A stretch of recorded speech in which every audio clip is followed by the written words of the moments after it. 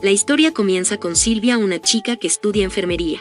En la carrera tiene un par de amigos, entre ellos Luisa, una joven de la misma edad.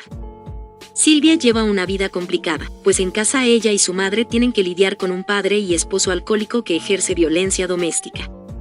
El día de la graduación, su amigo les pide que vayan a celebrar otro día ya que él no podrá acompañarlas. Las chicas deciden ignorar su petición y se reúnen en un club nocturno. Al principio, podemos ver a dos amigas divirtiéndose mientras bailan, pero luego la situación cambia, cuando Luisa se atreve a besar a Silvia, que solo le tomó algunos segundos darse cuenta que también deseaba besarla. Por lo que ahora, la diversión es distinta. Las chicas se van a un lugar más tranquilo para continuar con los besos. Luego, van por unos tragos y comienzan a conversar. Luisa le comparte a Silvia que su padre es un idiota, porque la quemó con un cigarro cuando se enteró que su hija salía con una chica, y la amenazó con quemarle la cara si lo volvía a hacer. Silvia no puede evitar darle un beso, como apoyo emocional. Ella también se sincera y le cuenta la situación que vive en casa. Por lo que Luisa, algo valiente, le propone mudarse a otra ciudad, lejos de sus familias tóxicas y comenzar una vida desde cero. Han pasado ya los días y Silvia continúa presenciando cómo su padre lastima a su madre, por lo que, cansada ya de esta situación, deciden denunciarlo. Ella intenta comunicarse con Luisa, pero ella no responde sus mensajes. Silvia trabaja como enfermera en un hospital con su amigo de la universidad, por lo que se hacen más cercanos y comienzan a salir, pero a ella no se le ve muy convencida al respecto. Hasta que un día, Luisa la cita en un parque para hablar, le pregunta si está molesta e intenta hacerle un cumplido, pero Silvia la detiene y le pide una explicación, porque ya está cansada del pretexto de que su padre la encerró y le quitó el celular. Silvia le dice que lamentablemente las cosas sí sucedieron así, pero ahora se encuentra viviendo en otra ciudad, lejos de su horrible padre.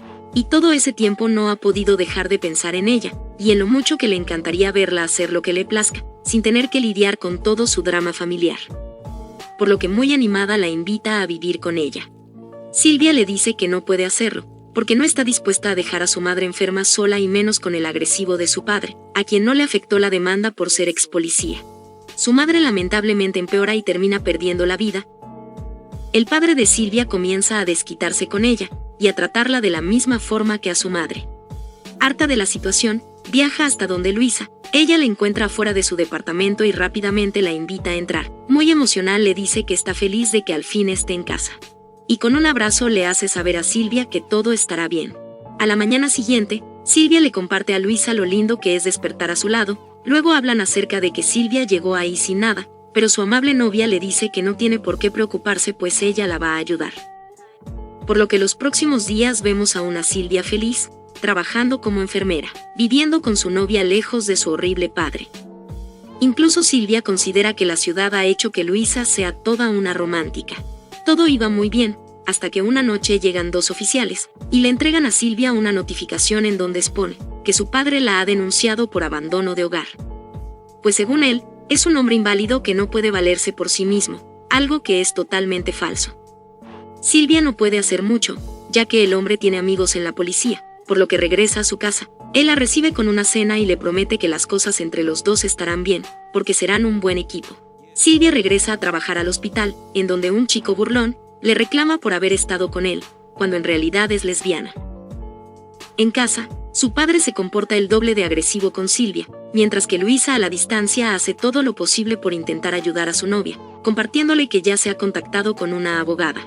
Cada día que pasa es una humillación más por parte de su progenitor, por lo que, cansada de esperar la ayuda legal, Silvia comienza a robar medicamentos del hospital, y un mal día para su padre ella los pone en la comida, dejándolo inconsciente para luego torturarlo de la misma forma que él torturó a su madre. Todo esto, hasta provocarle un infarto. Y que de esa manera Silvia no se viera involucrada. Al final se nos explica que Silvia regresó a casa con Luisa, cada una consiguió un buen empleo y actualmente tienen 2 hijos.